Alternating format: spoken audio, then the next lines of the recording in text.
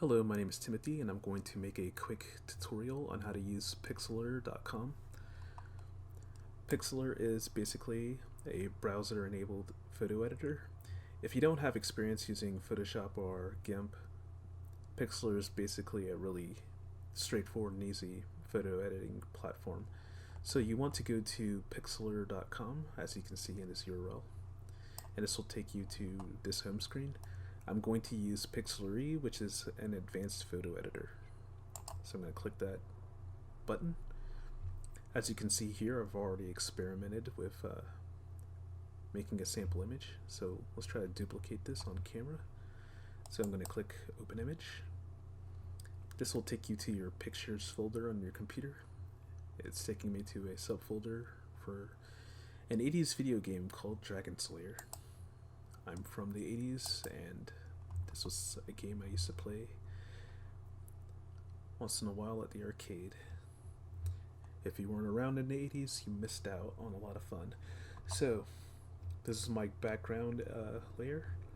I'm going to click this plus button to create a new layer. I'm going to add another image.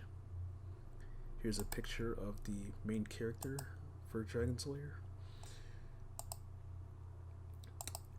Now, make sure that you're selecting the layer that you want to edit. So I'm going to use this select tool to get rid of some of the unnecessary parts of this image that I don't want. I'm just clicking delete on my keyboard after I select an area of the image.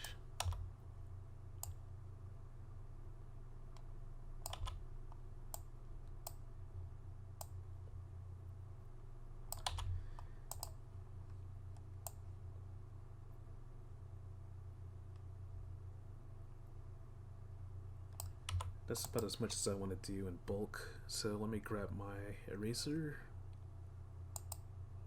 Just hover your mouse over the different icons in the toolbar to see what is what. That's the eraser right there. And then I'll just start erasing around the main character and his sword, which has been set on fire. And the reason why I'm showing you how to use this software is just in case some of you might want to create a really cool banner image for your websites. Or you might want to crop pictures that you're using on different pages of your website, or for a slideshow, or whatnot. So I'm going to make this as quick as possible. I'm not that concerned with like how good of a job I do, and whether or not I accidentally erase parts of the character that I'm erasing around. If you don't have experience using like Photoshop, then you might want to zoom in as far as you can to really like focus in on specific pixels.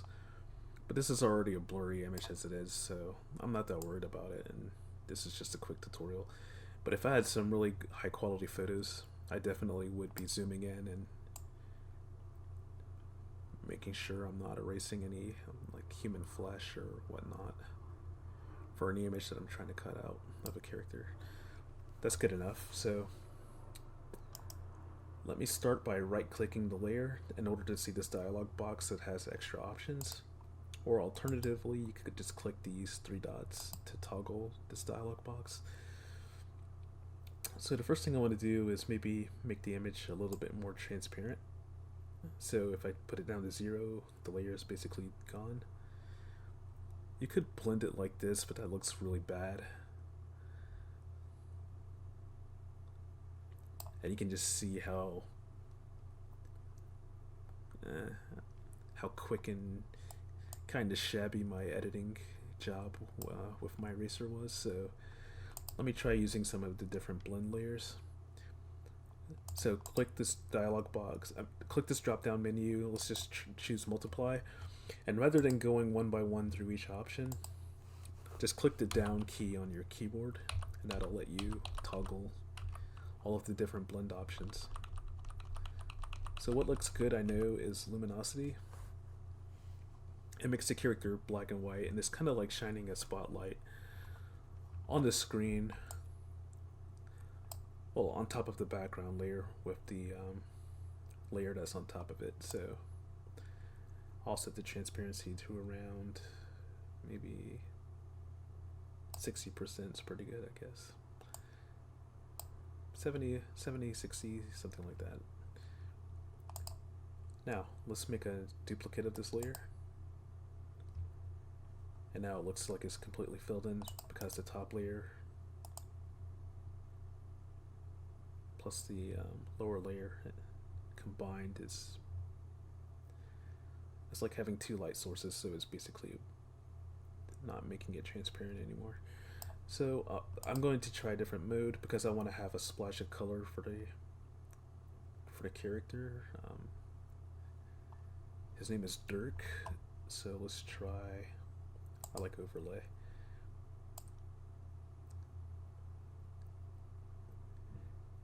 And I'll keep it around 100% is too much. 0 is too little, so let's try 60. That looks pretty good. So I have a touch of color that adds some shine to the sword, which is really cool. I do want to erase some of the smudges around the helmet, so let's go back to the erase tool. Get rid of that. Looks good. Now let's add a new layer.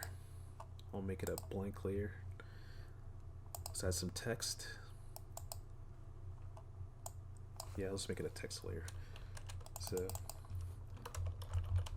welcome to my retro 80s video game website.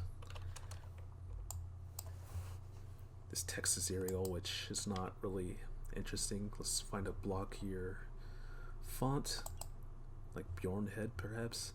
I don't want to use red as a color, let's use white. Let's make it bigger. 450 is way too big.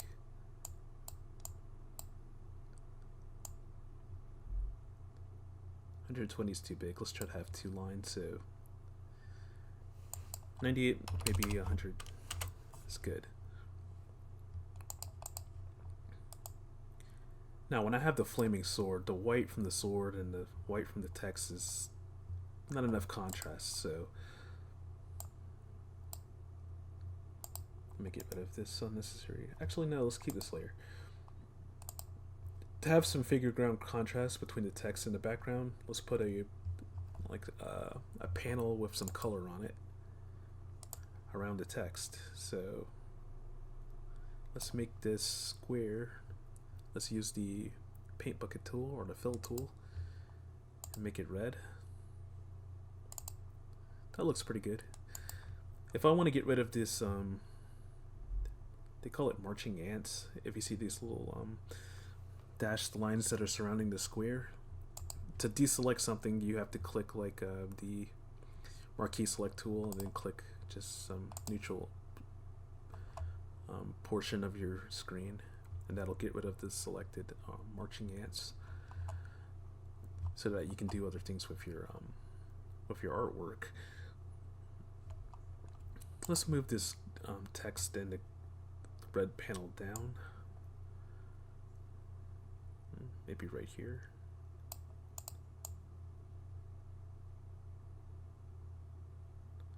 That looks pretty good. I want to get rid of these black boxes on the left and right. So what I would do is just click the click the background and then use the select tool, click delete.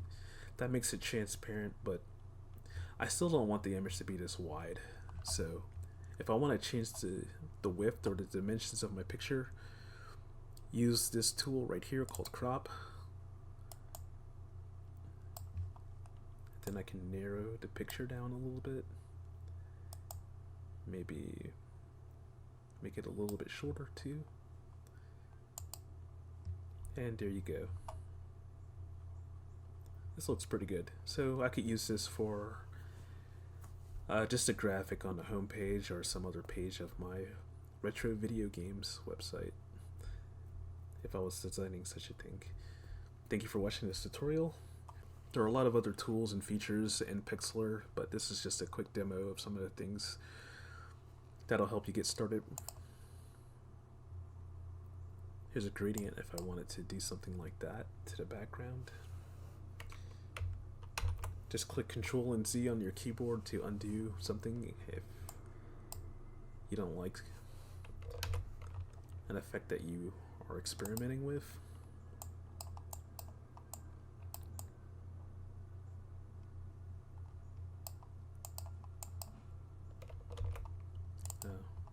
Instead of this red, let's use a different color. Let's try blue. See what that looks like. Still not good.